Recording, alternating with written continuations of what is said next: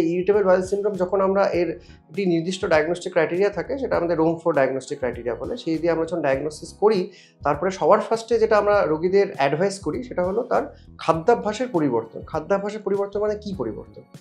আমাদের আইবিএসের ট্রিটমেন্টের একটি মূল স্তম্ভ হলো লো ফডম্যাপ ডায়েট।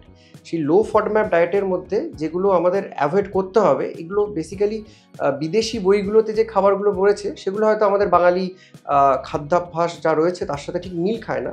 তো আমাদের বাঙালি মতে যে খাবারগুলো খেলে এই সমস্যাগুলো বাড়তে পারে। তো আপনি মোটামুটি আপনার যে রোজকার খাদ্যাভ্যাস রয়েছে বাঙালি খাবার, তার মধ্যে থেকে যদি ডেয়ারি প্রোডাক্টস, দুধ জাতীয় খাবার, ময়দা, তারপর ধরুন রসুন, পেঁয়াজ, বা ধরুন খুব বেশি ডাল জাতীয় খাবার বা আম, তরমুজ, এই জাতীয় খাবারগুলোকে যদি অ্যাভয়েড করতে পারেন, তাহলে দেখবেন এই সমস্যাটা গোড়ার থেকে আস্তে আস্তে আস্তে একটু বেটার ফিল করছেন আপনি। এবার হতে পারে যে কারো একটা খাবারের সমস্যা হচ্ছে, কারো একটা খাবারের সমস্যা হচ্ছে না।